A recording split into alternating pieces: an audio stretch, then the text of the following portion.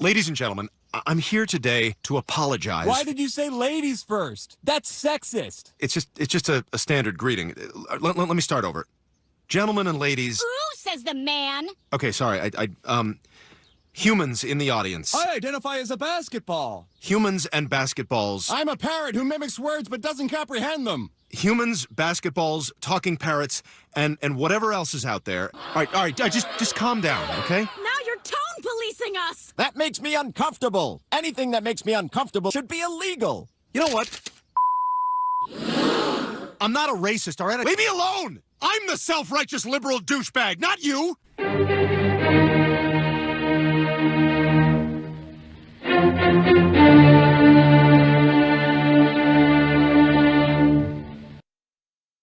Well, howdy folks, it's your friendly neighborhood watchman, here with you again, to talk about, yes, don't blame me, it's Disney. Damn it, Disney. That Walt company just can't help but double down. I mean, it's run by a bunch of narcissistic morons that think they have the high ground, that think their message is noble, and the rest of us that don't agree and don't goose step to their ideologies are the racists, xenophobes, when they just don't get it. Let's dive into this article from the good folks at Bounding Into Comic. The byline is by John F. Trent, and the title is Top Pixar Executive Pete Docter Blames Moviegoers for Lightyear's Box Office Bomb.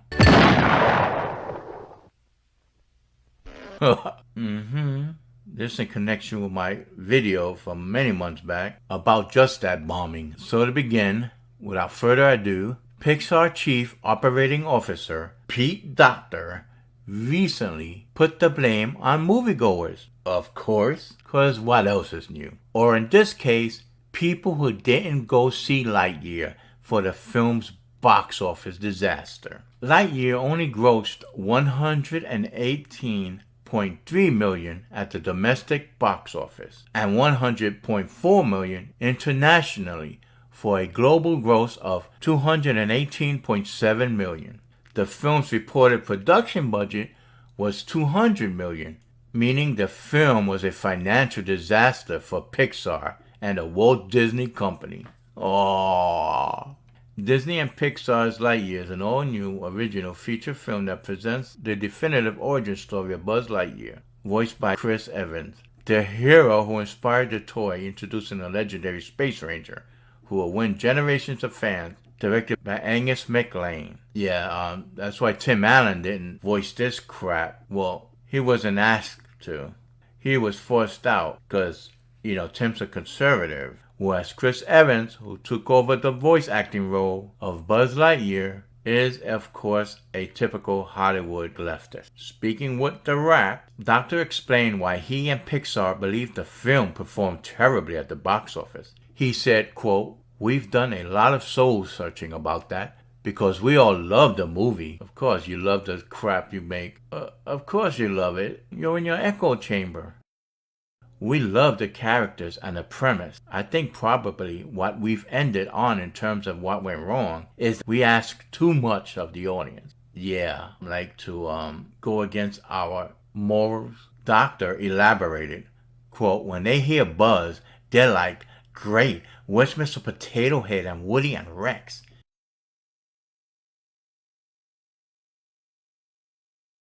And when we drop them into the science fiction film, they're like, what? Huh? Yeah, you nailed it. You absolutely nailed it, you dumbass." He continued, quote, "Even if they've read the material in press, it was just a little too distant, both in concept and I think in the way that characters were drawn, that they were portrayed.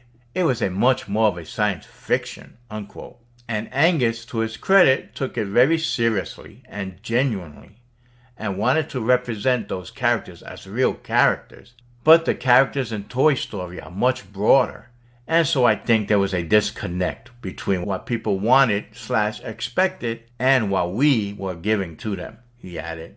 That is one big pile of shit.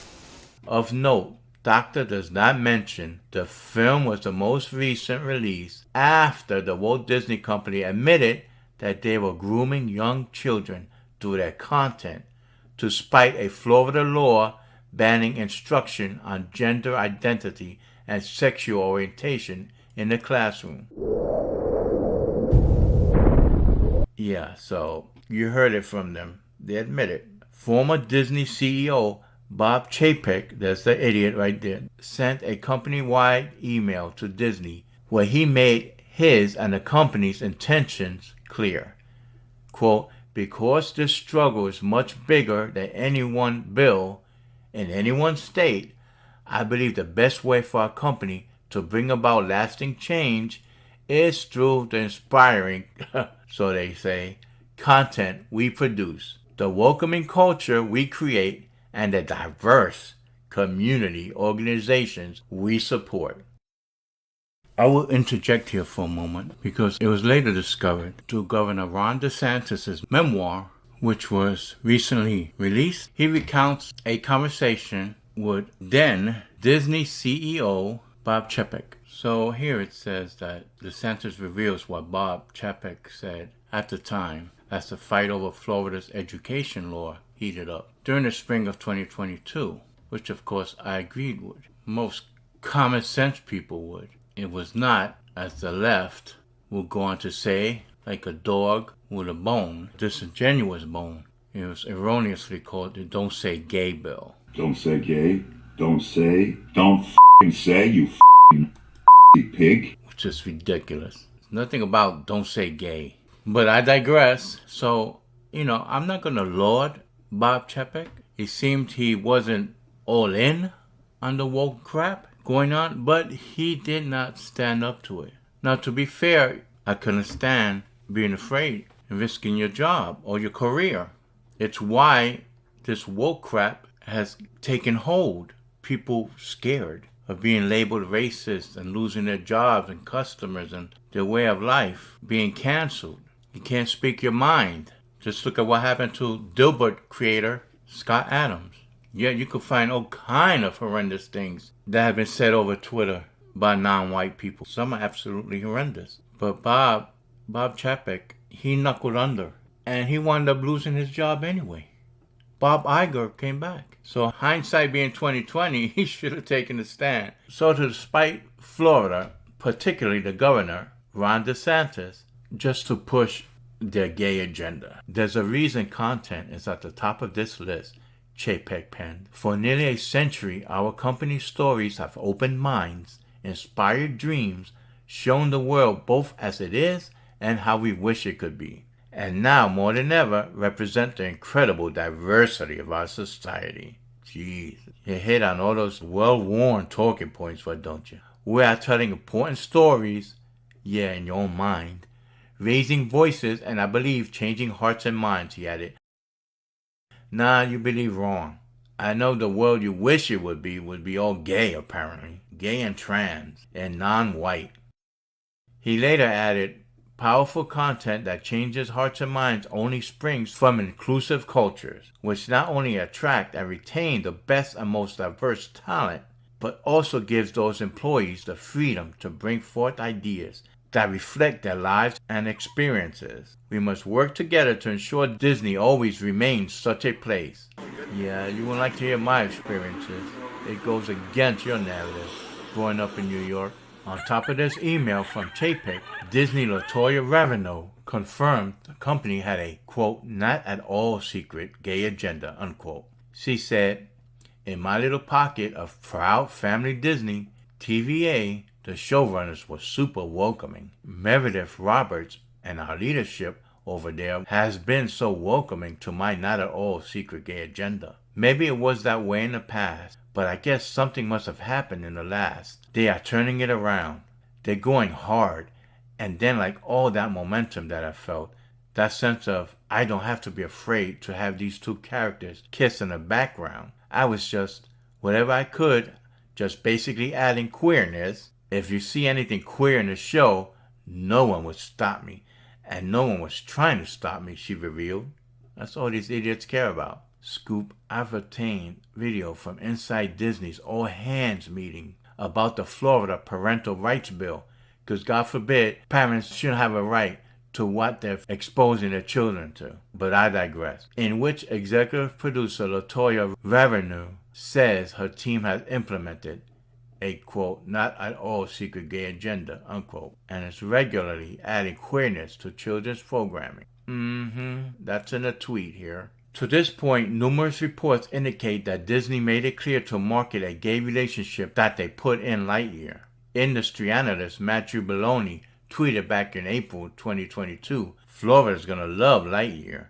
The same-sex couple is pretty front and center in an extended sequence.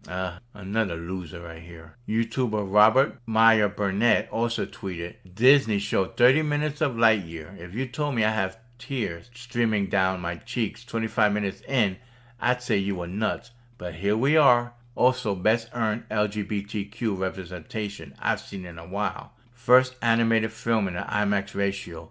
A must-see in a format. I have no words. But, that's your opinion. Not only would Disney's exclusive clip at CinemaCon make it clear the film was pushing disordered lifestyles on children, but Buzz Lightyear's voice actor, Chris Evans, decided to lampoon critics of Disney's obvious attempt at grooming children. He told Reuters, well, the real truth is those people are idiots. I think throughout history you can see every time there's been social advancement as we wake up. The American story, the human story is one of constant social awakening and growth, and that's what makes us good. And when that happens, there's always going to be people who are afraid.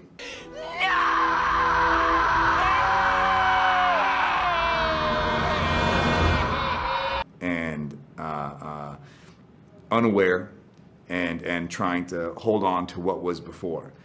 But those people die off like dinosaurs. And so, I think the goal is to pay them no mind, march forward, and embrace the growth that makes us human. No, Chris, the goal is to pay fools like you no mind, typical Hollywood leftist morons, and march forward. There's no need to groom children toward that lifestyle. If you feel it's natural, then let it happen naturally. You shouldn't have to groom and indoctrinate children. Now, should you? But, I digress. It shouldn't come as a surprise that Docter will blame moviegoers and audiences for the film's failure. Evans, as noted above, was attacking them before the film even released. And the film's director, Angus MacLane, blamed trolls. Lie down your arms! For the film's low reviews on IMDb, Internet Movie Database. Because they're short-minded, they're morons, and they reach for the low-hanging fruit. He wrote on Twitter, short answer, much like the second chapter of The Hobbit, it mainly has to do with trolls. Well, The Hobbit, Peter Jackson, what a good he did in the first trilogy. Just stretched out that book and added all sorts of characters and plot points to it that was not originally there by J.R.R. Tolkien. To continue, this is also the playbook that Disney has employed for nearly all of their failures. Yup, including Star Wars and most recently Marvel Studios productions. Just wait till Indiana Jones and the Dial of Destiny flops. You'll hear more of this crap. What do you make of Pixar's Pete Docter picking up Lucasfilm's tired playbook of blaming moviegoers for their film's failures? Whatever. Well, what I've been saying all along, same old, same old. They think they have the righteous cause, and it's anything but. This is supposed to be a film studio. You're not supposed to be in the market of indoctrinating and, quote, grooming children, unquote. That's not your job. That's the problem now, though. They feel it is their job. And some people put it actually ahead, their social messaging ahead of their entertainment. And as usual, we'll take a look at the comments here. Here we have a comment from a guest Z. If this movie is aimed to a LGBTQ audience, and the LGBTQ is probably half the people on Earth, the other half, of course, is trans, why this movie bombed? I don't know, but it seems this math is a little odd. Another comment. To be honest, I feel like people have become more homophobic since companies like Disney started rubbing representation in their audiences' faces. Well, that can happen. From Mr. 0303 we have, talking about Pete Docter, he should cope harder. Egomaniacs like him would never think they're in the wrong. That goes for Chris Evans too. Also, Robert Meyer Burnett praising this garbage explains a lot. I know, right? He's an industry insider leftist, and he's all for subversion and destruction of IPs. Now I know why he's been pushing for people to give Picard Season 3 a chance. What a snake. And from Coco Jambo we have, okay, I don't think what he said initially can be construed as blaming moviegoers. There was a real disconnect between what audience wanted and what they delivered. That much was true. The problem is Pete Docter not admitting that a large part of the disconnect came from the gender ideology messaging. That's what turned the audience away. Exactly. From Bunny with a Keyboard, they know parents don't want their children being educated on sexuality, and they do it anyway. I'm not convinced it's a disconnect. From Zurich, he's saying openly that the audience expected one thing and they ignored it, and created what they believe the audience should want instead. Then blames the audience for not showing up. Disney must die. Oh yeah, and you get a like, and you get a like. Well folks, it's not a surprise that the majority, again, seem to agree with me, and I'm sure my subscribers. It's just common sense. The more they try to paint a broad brush condemning us as the bad guys, the more resistance they'll get. And they'll either capitulate or run into bankruptcy. And with that said, folks, we come to the end of this video. But not with Disney, I'm sure, because they'll keep on pushing it, and we'll push back. So, folks, if you agree, slap that like button. Comment if you wish. Share and subscribe if you haven't already done so. And hit that notification bell so that you'll be given a heads up whenever I drop another video. And as always, stay safe, and I bid you peace. If you kill me, then lose Star Wars to the Chinese forever. Pretty neat, huh? How would you like to have one? I can get those at Kmart.